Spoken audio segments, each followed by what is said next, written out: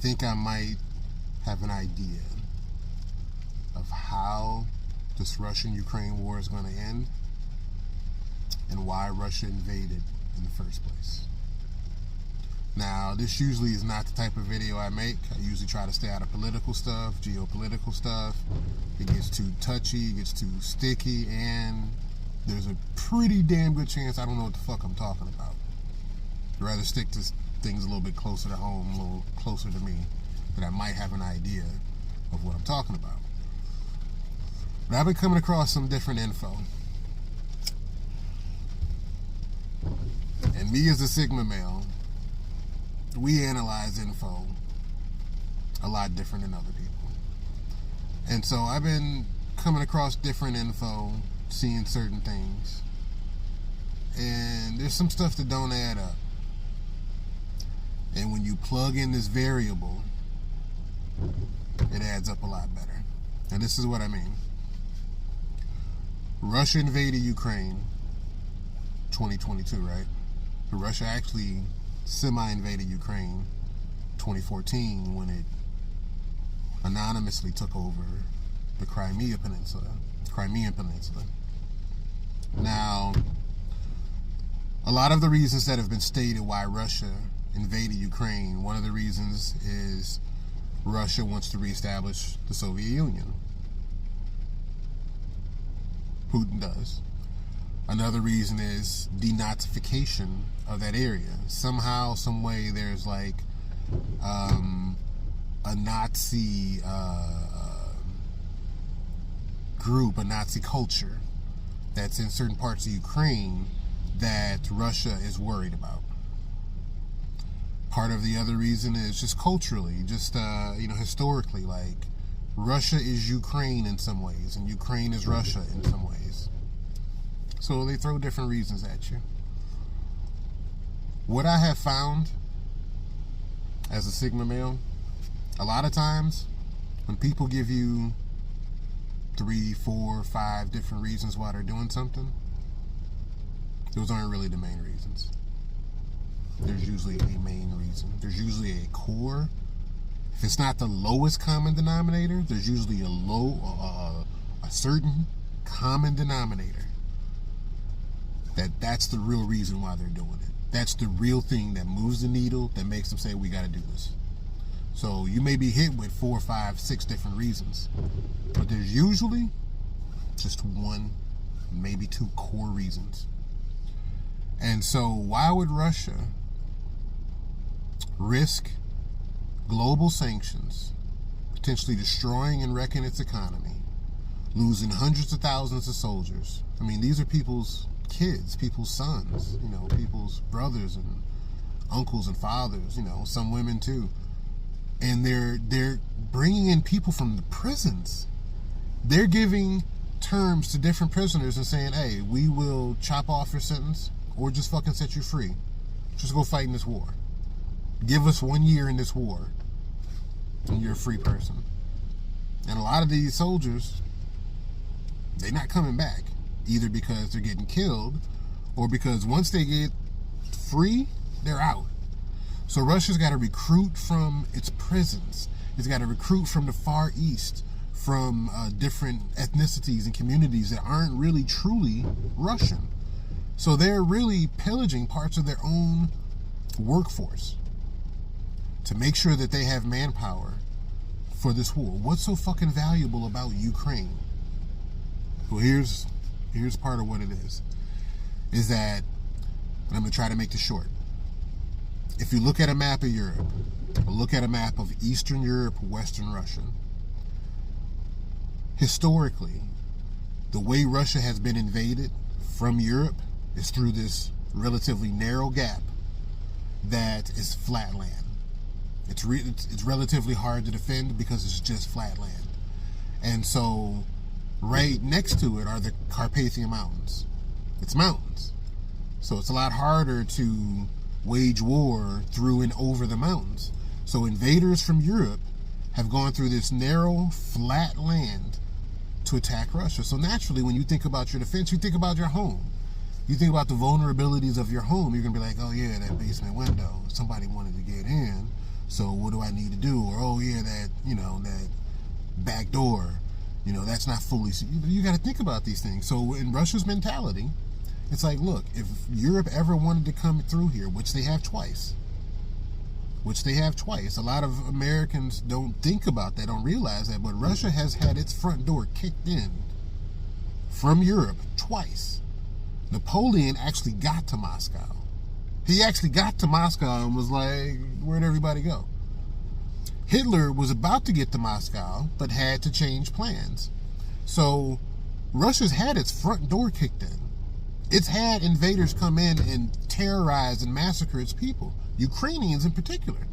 People don't realize in World War II, Russia lost way more people than every other country, including Nazi Germany. Russia took the biggest fucking hit because Europeans wanted to come knocking through their door. So they have a natural concern for defense. So that flat land next to the Carpathian Mountains, that's the Baltic area. That's Estonia, Lithuania, Latvia. Countries that just recently in the last 30 years broke away from the Soviet Union, broke away from Russia. Now they're a fucking part of NATO. So now you jump to another part of Russia's security concerns. NATO. After World War II, during the Cold War, for a lot of millennials and Gen Zs who don't know this, international organizations were created to try to prevent another world war. So NATO, the North Atlantic Treaty Organization, was created, led by the United States and much of Western Europe. Became a collective, a security collective, that if you attack one, you attack all. And that was to prevent the Soviet Union from expanding in Western Europe. Well, after the Soviet Union broke apart in the late 80s, early 90s, after that transition period, once the Soviet Union broke apart, a lot of these different countries, different regions of Russia sought their independence. So once the Soviet Union was over, they were like, bet, now we can be who we want to be. Latvia, Estonia, Lithuania, different other portions, Ukraine. So Russia said, okay, well, look, we can't really keep you in the fold right now, but you're still a security concern for us. And so NATO, a lot of people don't know this, somewhat had an agreement with Russia. Once it was no longer the Soviet Union, with Russia, NATO basically had an agreement that they would not expand westwardly. They would not expand more so towards Russia, because now that Russia's not the Soviet Union and Russia's going through this recalibration, they're not as much of a threat anymore. So, hey, maybe if you can play nice with us and put down your guns, we can put down our guns. And that was essentially the premise of it. NATO wouldn't expand westward because there's no more Cold War. The Soviet Union doesn't exist anymore. Russia's trying to figure out how to be a new country again. Well, NATO expanded westward. It grabbed the 3 Baltic countries. It expanded in further westward. It added Turkey. Turkey's not on the Atlantic Ocean. But the point was, strategically, bit by bit, NATO expanded up on Russia's borders. So we in the West think of NATO as this great protector. Well, that's us. That's our perspective. That's our viewpoint. To Russia, you say you're about defense, but we have twice had our front door kicked the fuck in from Europeans. So now we get to the real core of the matter, the part that's not being spoken on. You had to wait 9 minutes for it. I tried to make this brief, but for some people, they don't have some of the background of it. Now we get to the part that's not being spoken on. I'm going to speak on it.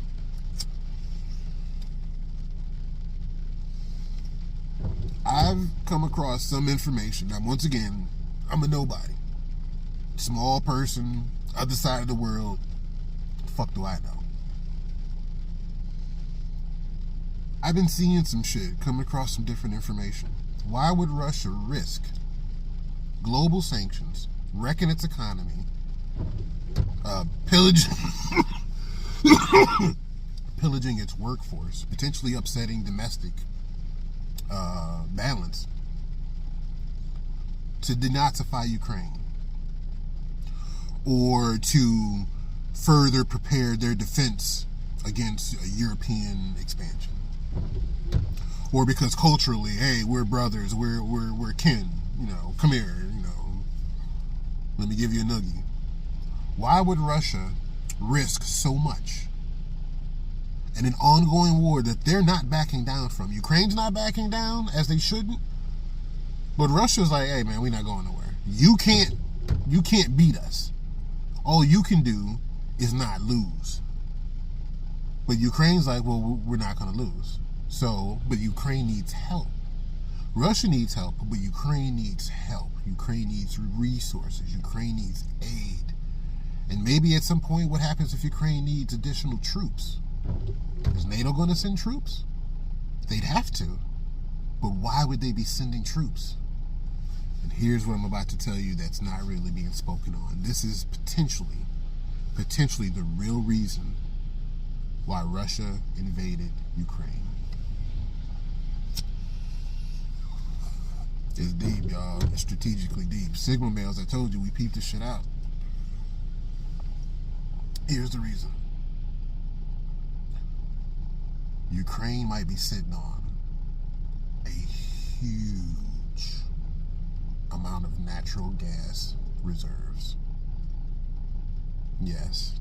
Once again, war comes down to fucking resources. So, Russia, I believe, is still the world's biggest natural gas producer, and I believe exporter as well. It exports, before the Ukraine war, it essentially was the main exporter of natural gas and oil, but definitely natural gas to Europe. So when the Ukraine war broke out in 2022, Europe, in trying to stop the war, told Russia, we will no longer accept your natural gas. And I believe much of your oil too. So that puts a strain on Europe, especially Germany. But in order to not fund Russia's war machine against Ukraine, Europe said, we're not going to take any of your natural gas. Russia was like, bet. Let's see how you do without us. Let's see how you do without that gas. And it was tough. It's been tough. When wintertime comes, if it's even especially more cold, Europe, Germany in particular, is in a pinch. And so Russia was using its natural gas reserves and such, its natural gas industry, its capabilities, to in a certain way extort Europe and be like, you're going to essentially go along with whatever we tell you to, whatever we want you to, because we'll take that gas away. And pipelines, significant pipelines have been built to get that natural gas into Europe. I'm not going to go into all the specifics, but significant money, billions of dollars, and years, maybe even bordering on decades, have been put into the preparation and development of significant pipelines to get that natural gas from Russia into Europe. Now the thing is, international markets, Russia, if they can't sell their gas and oil to Europe, they can sell it to other places, and they have. But here's the thing no one's talking about. If Ukraine is sitting on huge, I'm not talking about like additional, they got some too. No, I mean like huge amounts of natural gas reserves, then that can challenge not only Russia's position in terms of exporting natural gas to Europe, it could challenge Russia's position in this way. And this is what potentially made Putin invade and not back down. And this is where I'm going to get to how this probably all resolves. This video, I'm going to post it, it's going to be dated, so you can come back to this video months, years later and see if I was right or wrong. Because once again, the fuck do I know? But this is the reason why Putin invaded Ukraine and will not back down. Because if Ukraine does in fact have huge natural gas reserves, which are believed to be near the Crimean Peninsula in the Black Sea, near the northeastern part of the country, I'm hard for me to remember the name, the Donetsk region that Russia's occupying, and it's called an independent region. They called it an independent region for a reason. And in the western part of the country, there's also believed to be 3 significant areas near the Crimea and in the Black Sea, in the northeastern part of the country, and in the western part of Ukraine that have huge, I have to say it like that because it's believed to be potentially the biggest in the world. So oil companies, energy companies want to get in there and see how big it is. If there are huge reserves in those 3 areas, notice how Russia anonymously invaded the Crimea in 2014. That's near one of those areas. Notice how it declared those independent regions near the northeast of Ukraine. That's near one of those regions. And then in the far western part of the country, there's some other stuff that's going on that Russia could use that area as a springboard to get near those reserves. So the thing that made Putin invade, the thing that made him say, I've got to invade, is that, I believe in 2010 or 2012, before the Orange Revolution in Ukraine, before the previous president, Yanukovych, before the previous president got kicked out, Ukraine was soliciting offers from Western energy companies to come into Ukraine and help develop, whatever they got. And Putin knew, and that's why he invaded in 2014, because Putin knew if these Western oil companies, if these Western energy companies are permitted to come to Ukraine and start developing whatever it is that they have, they'll never leave. They will never leave. If you know anything about capitalism and America, if there's some place America can make a profit from, if there's some place the West, if there's some place capitalism can make a profit from, they'll never leave. They will never leave. So Putin knew if there really truly are these reserves, or anything even significant, that would entice these Western energy companies, and they're granted permission to come into Ukraine and start developing significant industry here, start tapping these reserves, it's not only would that whatever they develop could potentially challenge what Russia has, it's the fact that now you will have a significant Western influence, and Western dollars are always backed by Western guns. So if you've got these Western energy companies in here developing, making money, they would be willing to go to war to protect this country then, to protect those resources, to protect that money they're bringing in. So Putin knew if Western energy companies are permitted to start developing industry, significant industry in Ukraine, basically I've allowed the United States, the West, Europe, NATO to be in Ukraine. Now how in the fuck would I get them out? Because if I touch a NATO country, now I've got a bigger problem. Think about this. What's so valuable about Ukraine that Putin would essentially press the button, make the move, and then that causes Sweden and Finland to join NATO? NATO expanded. NATO woke up in a certain way because Putin invaded Ukraine. So if Putin's real intent was to make NATO back up from Russian borders, he failed. Because now Sweden and Finland are a part of NATO. That Baltic area, that Baltic Sea, is a NATO sea now. So if the goal was to make NATO back up from Russian borders, he failed. He did the exact opposite because they expanded. If the goal was to split NATO up, that's failed at the moment because they realize now that they have to stand up and they have to stand collectively. So there has to be something bigger than NATO. There has to be something bigger than potential conflict with the West. The two main things are, if Putin knew that if he allowed Western energy companies to set up shop in Ukraine and start tapping whatever it is the hell that they have there, the West would never leave Ukraine. They didn't have to be a part of NATO. Because Western money and Western guns would never leave.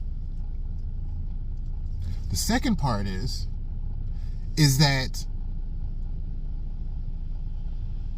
once the West is there, and once the West is making money, and once the West is willing to defend it, it might as well be a part of NATO.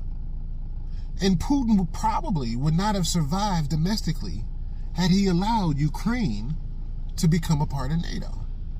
So this brings me to where I think this conflict is going to conclude. Russia's not backing down. Because of those natural gas reserves, Putin can't. Strategically, as a Sigma male, I see it. It's like he had no other choice.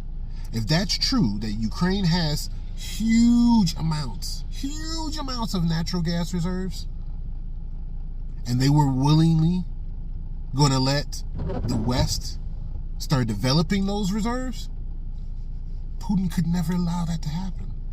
He could, no Russian leader could allow that to happen. Because now they're fully on your border. The Carpathian Mountains don't even protect you anymore. They're fully on your border. The Baltic is completely NATO, and now Ukraine is fully aligned with the West. They can invade you from different points, and you're vulnerable. You're extremely vulnerable. So Putin could not allow that to happen. So when you strategically are in a position where it's like, I gotta shoot this move. It's going to cost me. It's going to bite me in my left ass cheek. But my right ass cheek will be much stronger. Putin had to invade. He had to. Now, this is all, like I say, just thinking of things strategically. I know there are lives being lost, lives being destroyed. War is a terrible thing. You know, like the song says, it's only built for the Undertaker.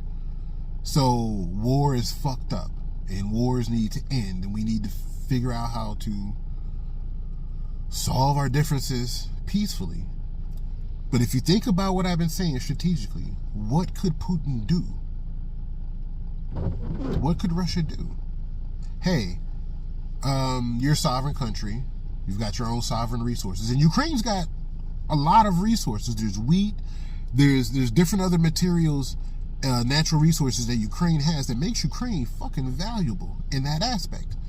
But what Russia's going to do? Say, hey, you're a sovereign country. You got your sovereign resources. You can do whatever you want to do. Yeah, don't let them develop your industries. Let us develop your industries. So this is what I think is going to happen. This is how I think this war is going to be resolved. Russia's not going to back down. It can't. It can't.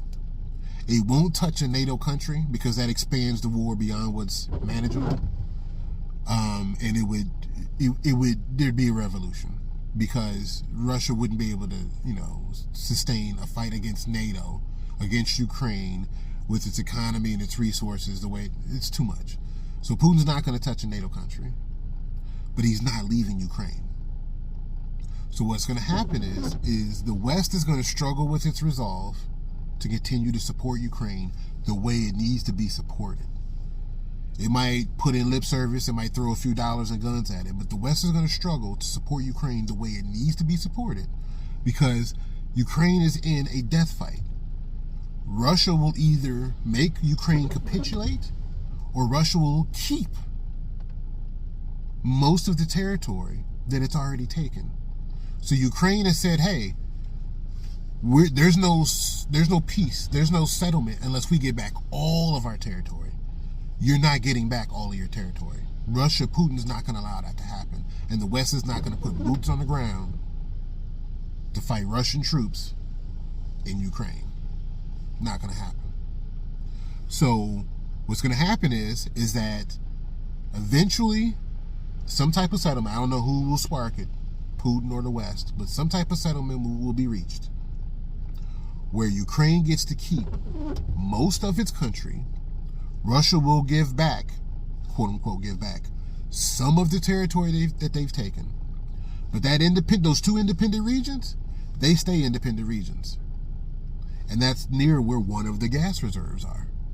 So Russia will still have some influence in those independent regions because it's not a part of Ukraine. Russia will have to make some type of settlement with Crimea, but I think Russia's still going to be granted access to the Black Sea. So it's possible Crimea may go back to Ukraine. It's possible. But Russia will still be granted access to the Black Sea, and Russia will still then be right there next to the reserves that's in the Black Sea. And then finally, I think what will be concluded is Russia will say, whether it's stated publicly or, behind closed doors, Russia will essentially say, you can remain a sovereign country. These two areas will remain independent areas. We will have some access to the Black Sea, and you will never allow any Western oil or energy companies to develop what you have. How the fuck do you tell somebody what they can do in their own house? Well, I just told you. That's what's going to happen. Now, whether Ukraine will then let Russian oil and energy companies develop that, I don't know. I don't know. But Putin knows, and a significant amount of Russian leadership knows, that if you allow Exxon, British Petroleum, you allow any of these Western energy companies to set up shop and develop in Ukraine, oh, they're backed by the American dollar and the American bullet. I guarantee you that. So, in that scenario, Putin had to invade Russia. Putin had to invade Ukraine. He had to. He had to at least see if he could take the country, and then now there's no Western energy companies coming in here. Or shake things up in a way that says, okay, I can settle, but these are my terms. They are never allowed to enter. So the two main things that will come from this settlement, besides the negotiation of land, is that Western energy companies will never be allowed to be in Ukraine. And two, which some people might have already known this, Russia will never allow Ukraine to be a part of NATO. Because in a certain way, it's the same thing. If those Western energy companies are allowed to get in Ukraine, you might as well call Ukraine part of NATO. So those two things, those three things is what Putin will demand in whatever settlement that comes. The territorial things about the independent regions and access in the Black Sea. Energy companies, Western energy companies, will never be allowed to be in Ukraine. And three, Ukraine will never be allowed to be part of NATO. And Ukraine will have to accept the fact that essentially Russia told them what they could do with their natural gas reserves. Or we'll kick in that door again. And next time, they may not be able to stop us. They may not be able to help you. So when I look at it like that, when I was putting these different things together, I was like, that's got to be the reason why Russia invaded and risked so much. They're even talking about potentially using a tactical nuclear weapon. Essentially what Putin is saying is, I'm not backing down. These will be my demands. I don't really give a fuck about Ukraine like that, but I do give a fuck about those natural gas reserves. I do give a fuck about NATO. And those Western oil companies can't be here. Because that's followed by the dollar and the bullet. So y'all tell me what you think. I don't normally do these type of videos. But I was like, maybe somebody else has some thoughts on this. I don't know, fuck it. Tell me what you think. I'm out.